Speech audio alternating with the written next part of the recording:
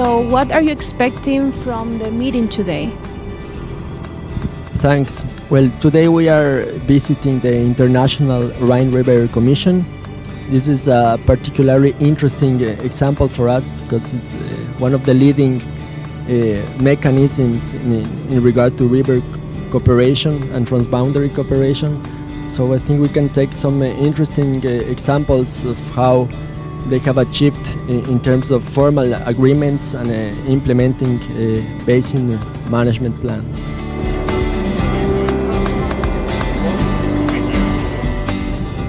Well, I'm very excited because we have always heard and learned from the International Commission for the Protection of the Rhine as a successful example of a river basin organization. And in Central America, we don't have river basin organizations or river basin management treaties. So this is an example and an experience from which we can learn and apply the knowledge and all the lessons learned from here and try to adapt it to our region and our reality.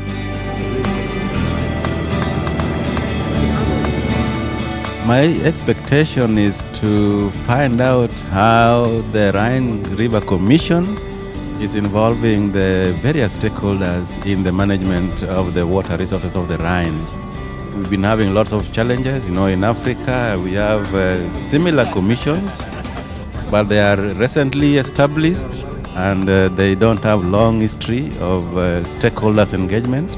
So basically I would be interested to find out how they are engaging the various stakeholders, people from the lower level up to the national governments and the regional level. Well, I'm very much looking forward to seeing the facilities for what we call fish passages or fish ladders. There are some structures that are built to help freshwater fish, or in this case salmonids, which migrate from the sea up river.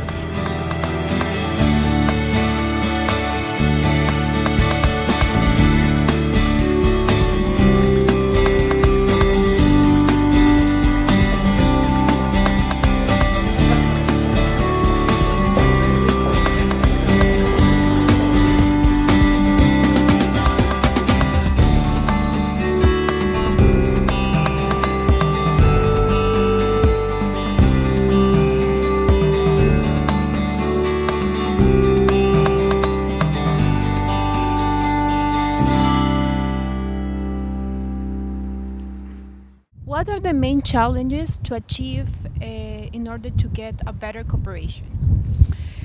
Ich denke mir, man hat immer noch Probleme und es gibt neue Probleme, die gemeinsam gelöst werden müssen. Und man kann natürlich noch besser die Maßnahmen abstimmen, als es in der Vergangenheit geschehen ist. Aber das alles sind Prozesse, die Schritt bei Schritt laufen. Und wir haben da bereits sehr viel Zeit gehabt, aber es ist auch sehr viel erreicht worden. Der Rhein war in den 60er, 70er Jahren total verschmutzt. Er ist heute wirklich so, dass man fast wieder darin baden kann, obwohl er kein Badegewässer ist. Aber er ist einfach sauber. Wir haben natürlich noch Probleme mit diffuser Belastung und einigen Stoffen und vor allen Dingen Altlasten. Aber es hat sich einfach sehr, sehr viel getan. Und daher denke ich mir, kann man natürlich immer besser werden. Es gibt auch immer neue Probleme, die auftauchen. Wir haben jetzt die Mikroverunreinigungen, also Medikamente sind im Gewässer, Östrogene. Das werden sicherlich die Themen sein in den nächsten Jahrzehnten, aber eben auch die gesamte Struktur der Gewässer, die wieder natürlicher werden muss. Did you like it? Was it interesting? Yes. Okay.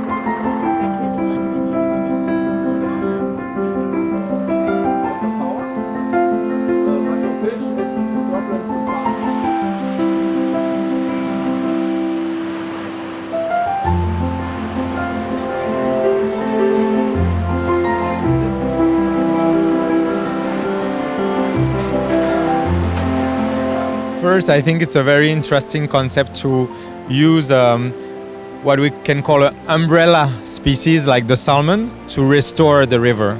Because the salmon is a bit at the top of the food chain and has really a critical requirement in terms of habitats that are very important.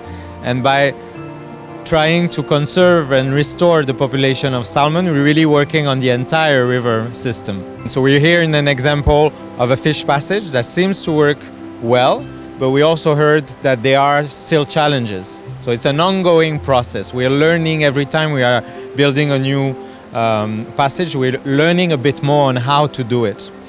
So it's very important to understand that hydropower development has still an impact on migratory fish and other species. We haven't solved the problem and nobody has found a way to fully solve the problem, but we're really progressing toward more environmentally friendly infrastructures.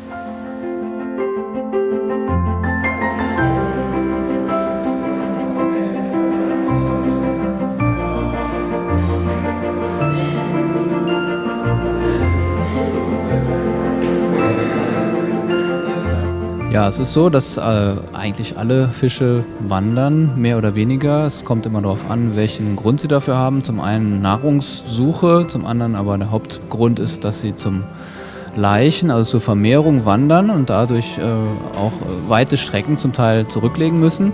Das ist nicht nur hier in der Mosel so, sondern das ist weltweit so zu sehen, dass es also ganz wichtig ist, dass auch an Barrieren, die es ja weltweit gibt, auch Fischtreppen, zum Beispiel so wie es hier in der Mosel ist, gebaut werden. Die Verbindung zwischen den einzelnen Sektionen des Flusses, die durch das Wehr getrennt sind, ist wichtig, damit sich auch die einzelnen Populationen miteinander austauschen können, auch genetisch, dass da auch keine genetische Verarmung stattfindet.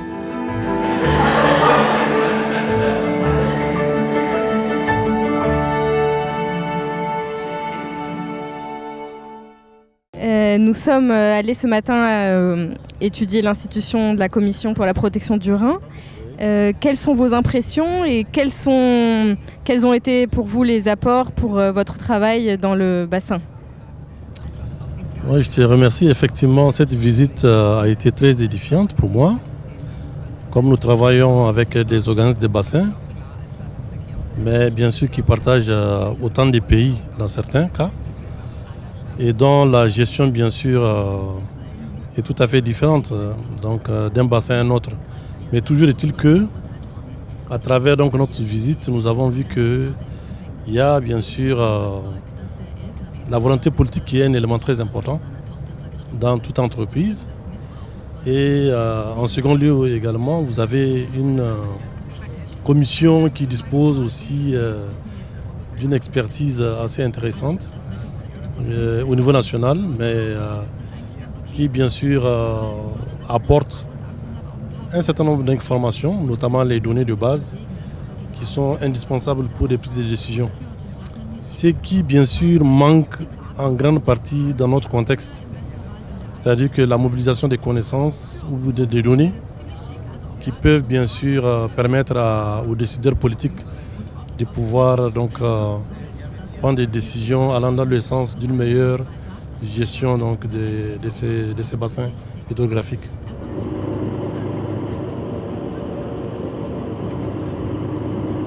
Mais pour aller directement maintenant au niveau de la rencontre, c'était très instructif.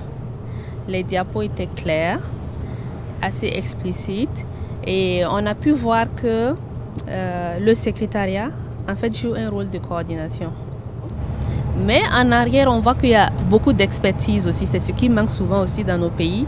Il y a l'expertise qui manque, il y a les moyens qui manquent. L'engagement politique est là parce qu'il y a la convention, il y a la coopération, mais après, bon, des fois, il y a les pays qui mettent le pied sur la souveraineté, donc la concertation peut ne pas être assez avancée.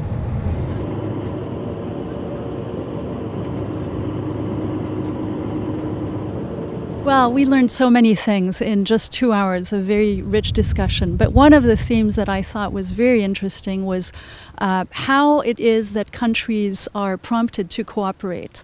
In the case of the Rhine Commission, it's really interesting to learn that in several occasions the countries were prompted to cooperate because of disasters or because of severe problems that they needed to work on solving together.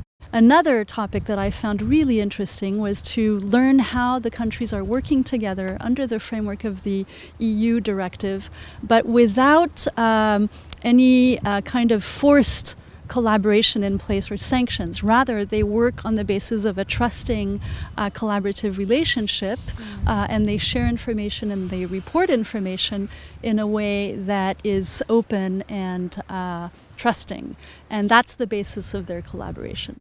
And we are inspired to want to continue to work with them and possibly do more learning exchanges with them in the future. So it was a real success in my view.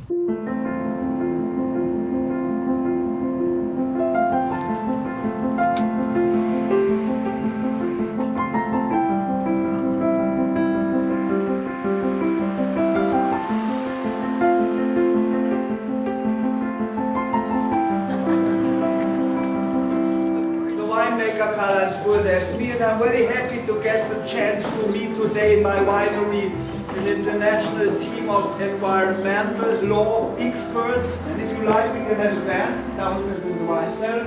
And I will be back and try the wines. Who will agree with me? Very good. Thank you very much. Right hand oaky barrels as well, 2,400 liters, and this one nicely cut on its front side, showing once more Drachenfels, Rock of Dragon, with a castle on top of it.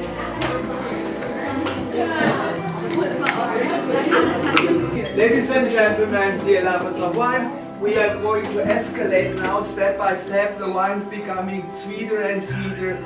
2013er Röndorfer Drachenfels, Rivaner Qualität, 2,5 trocken. Save water, drink wine.